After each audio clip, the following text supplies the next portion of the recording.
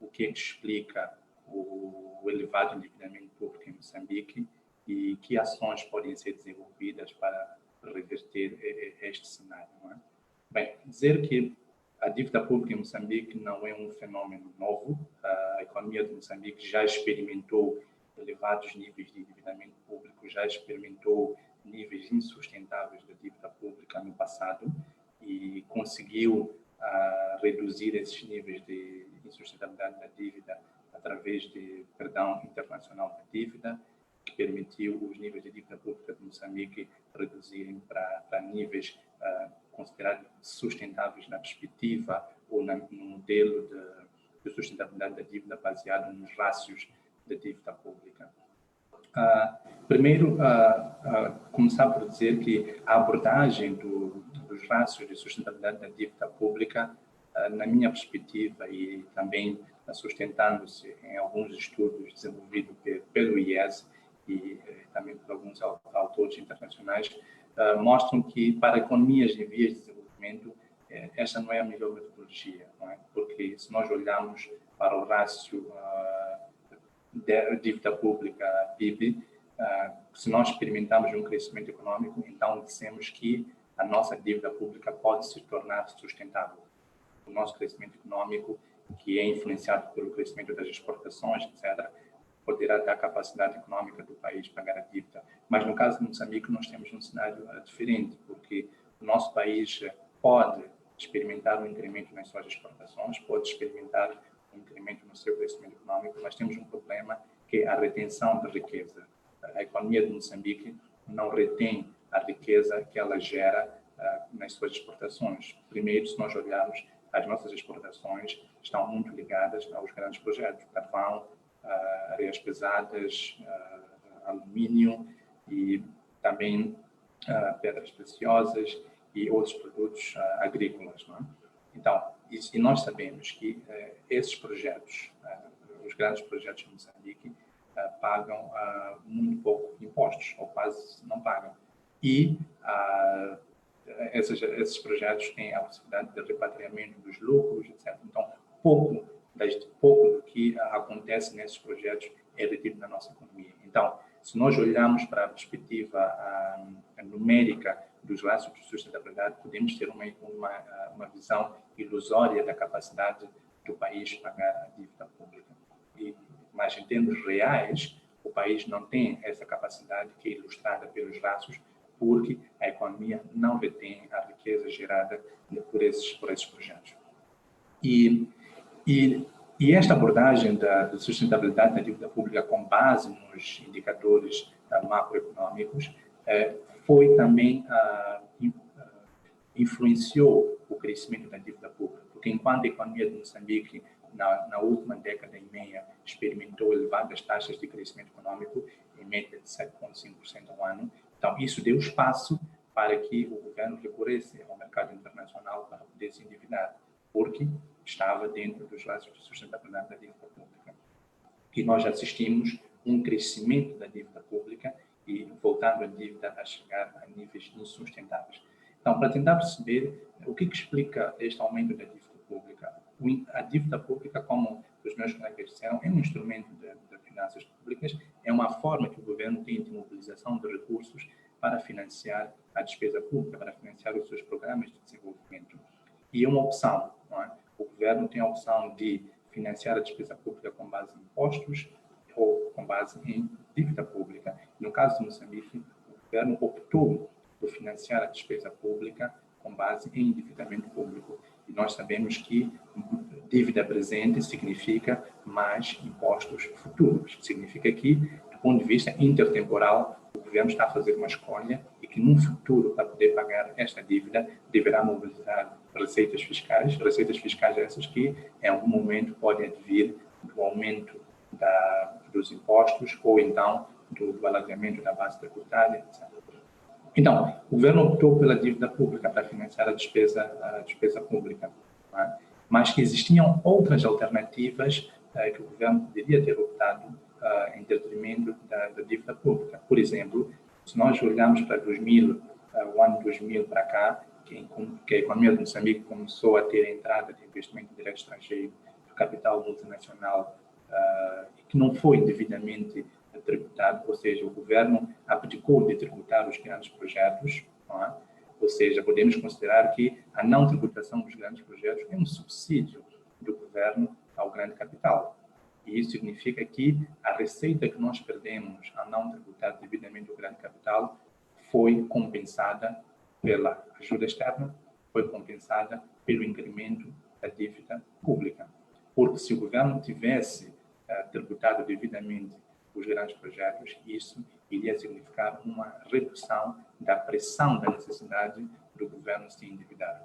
Então, foi uma opção política tomada pelo governo e há consequências do ponto de vista econômicos desta opção política. Então, por isso é que nós assistimos a um crescimento da dívida pública. Depois temos uma outra questão, que é a dívida em si não é um problema, não é? Como os meus colegas disseram, mas nós temos que ver quais são as razões que levam o governo a mobilizar a dívida pública. Okay? E quais são as necessidades de financiamento que a economia necessita? Então, quais são os projetos que o governo vai financiar com base nessa dívida? E se nós olharmos para os dados disponíveis, por exemplo, na Conta Geral do Estado, verificamos que o grosso do montante adquirido com base na dívida pública foi utilizado para financiar infraestruturas ligadas ao grande capital multinacional, ou seja, infraestruturas que viabilizassem ligações da economia ao grande capital multinacional. Nós temos grandes investimentos na área de infraestruturas, em corredores logísticos na zona norte de Moçambique, que permitiam essa ligação aos projetos de areias pesadas, aos projetos de carvão, para garantir a exportação desses produtos.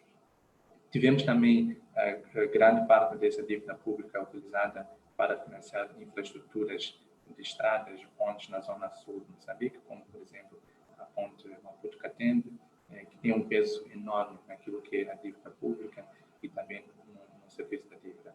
E tivemos também endividamento público para a migração digital, tivemos o endividamento público também para apoiar as empresas públicas, as empresas comparticipadas pelo Estado, as parcerias público-privadas.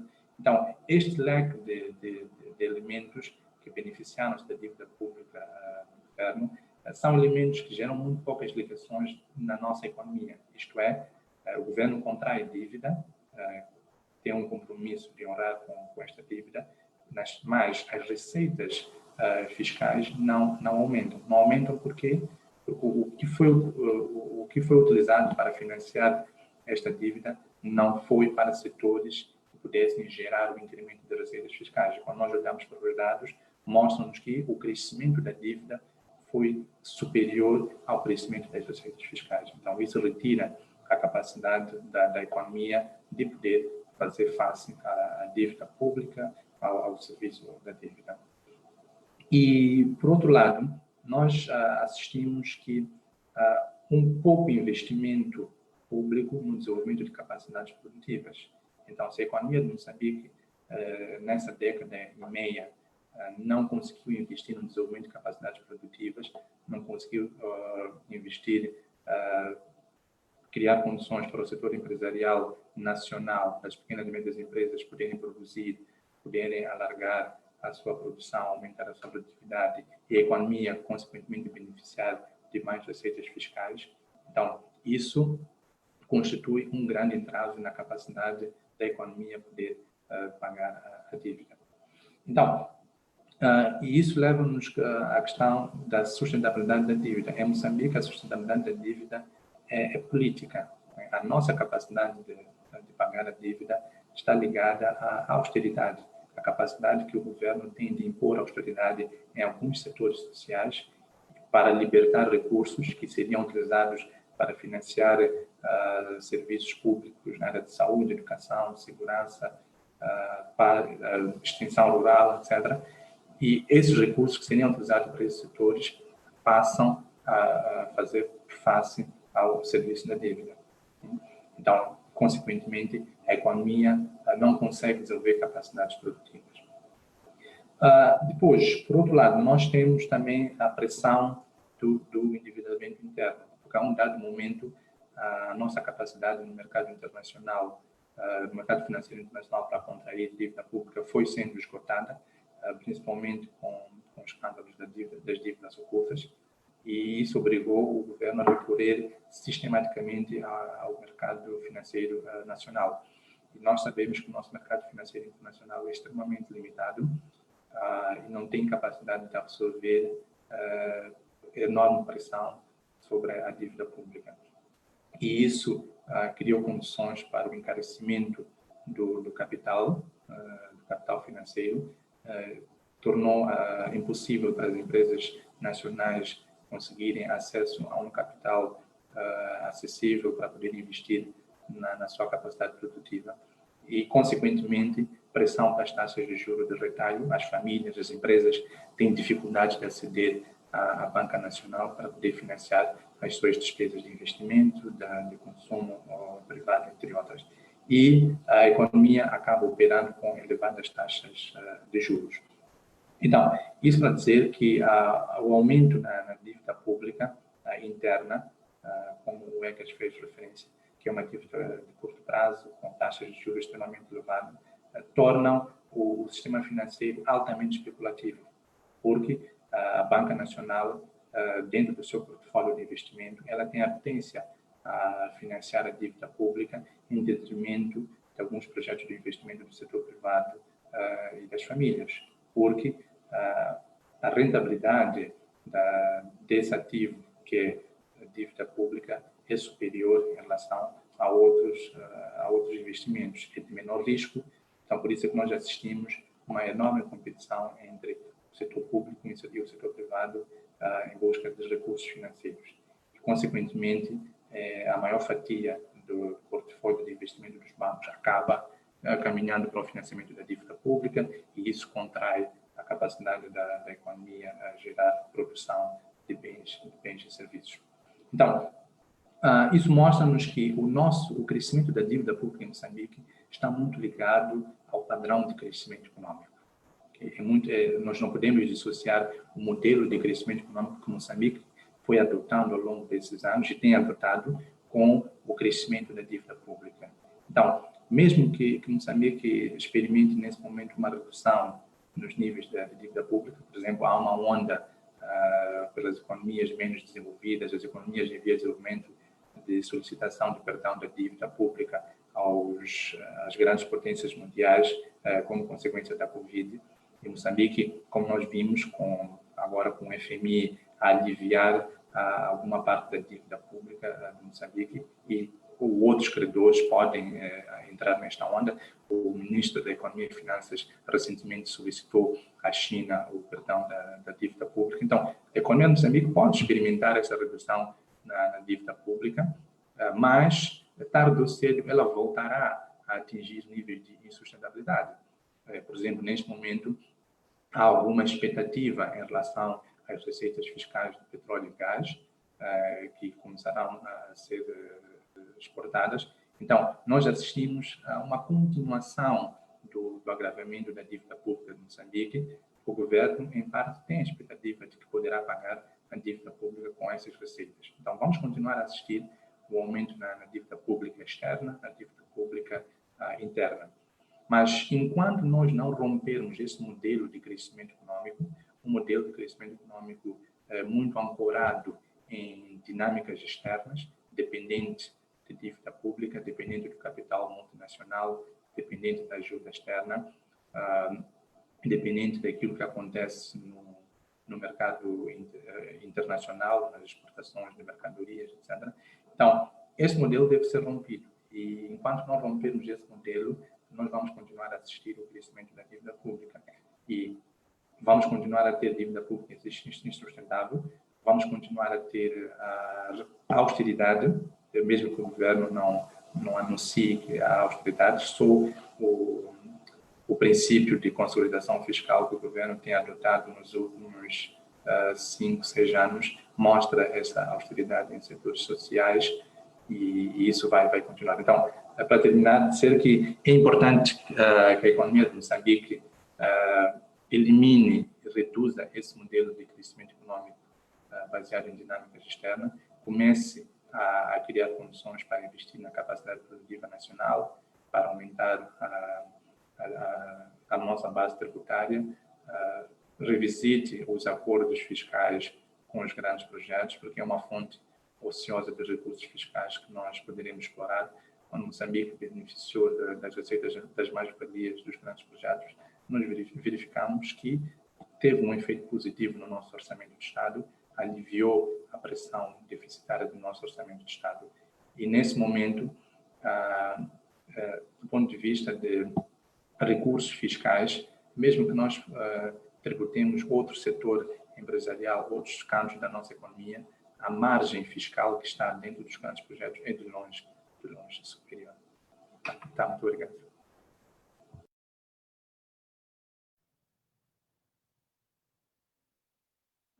Muito obrigada, Yasfia, por esta apresentação, que foi, de certa forma, complementar ao que já estava a ser dito pelos dois primeiros oradores, pela Yara e pelo Egas, que talvez fazendo assim uma espécie de ligação, que é que,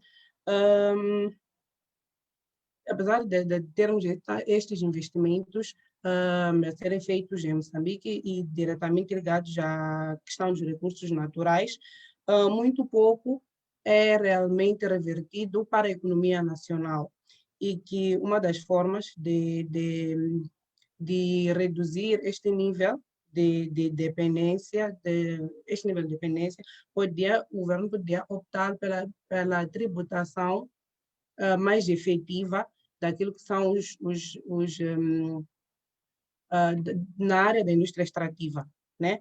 E que também tá ligado à questão do modelo de crescimento econômico que está a ser usado no país, que está diretamente virado para os recursos externos, quando pode, de certa forma, ser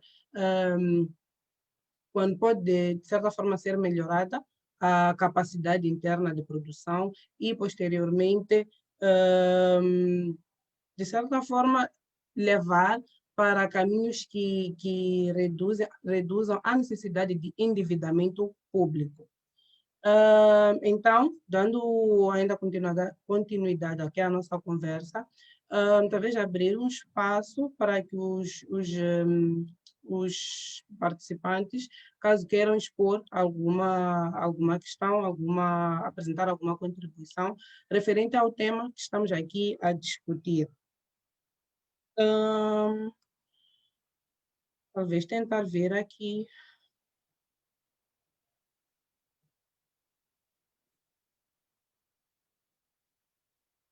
Aos nossos participantes, para quem quiser me apresentar alguma questão, é só ligar o microfone, acredito eu, e apresentar a sua contribuição, a sua questão. Enquanto isso,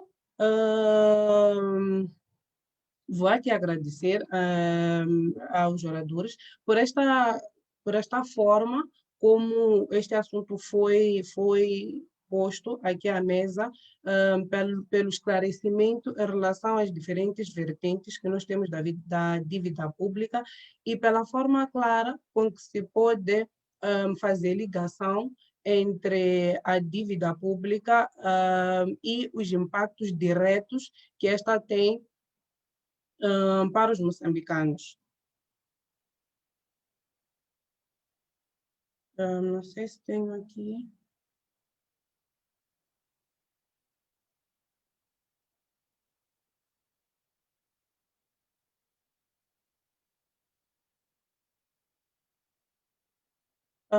Tenho aqui uma questão que é direcionada ao Ibrahimo.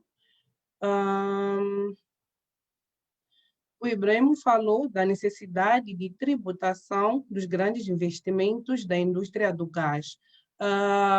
Esta pergunta é feita pelo Eduardo e ele gostaria de saber qual seria o melhor modelo para implementar esta forma de atuação.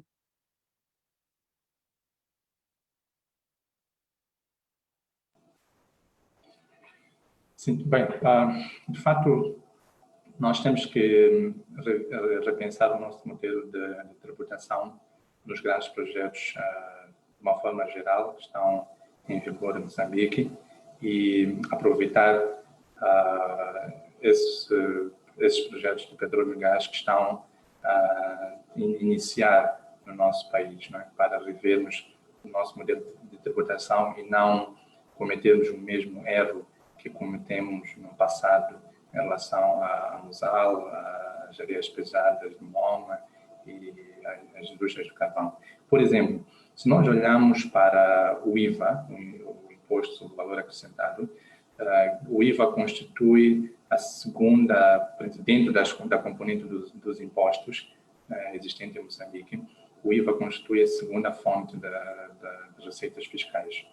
E constatamos que os grandes projetos beneficiam de isenção no IVA.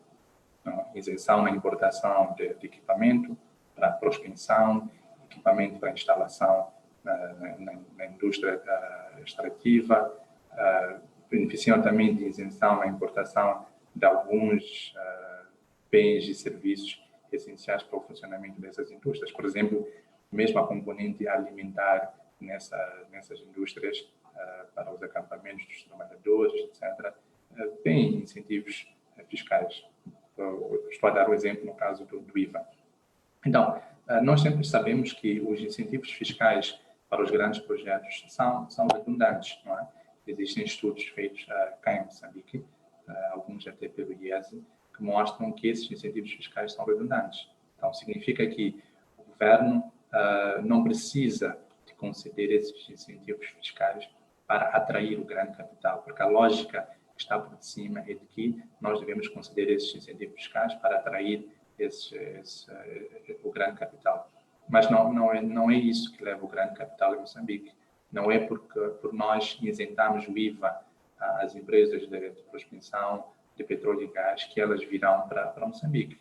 Pelo contrário, nos países que essas empresas operam, a tributação é algo levado muito a sério. Então, voltando para o exemplo do IVA, eu penso que nós temos que tributar o IVA da mesma forma que nós tributamos a importação, o IVA nos outros estratos sociais, as empresas e as famílias. Não é? Por exemplo, nos casos de bens e serviços que Moçambique produz, não faz sentido que as empresas tenham isenção do IVA na importação de produtos que Moçambique tem. Não é? Por outro lado, também, mesmo em relação ao rendimento, não é? Se essas empresas geram lucros, elas devem ter a tributação em relação ao imposto de rendimento de pessoas coletivas. Não é? Não, mesmo também o imposto relativamente à terra,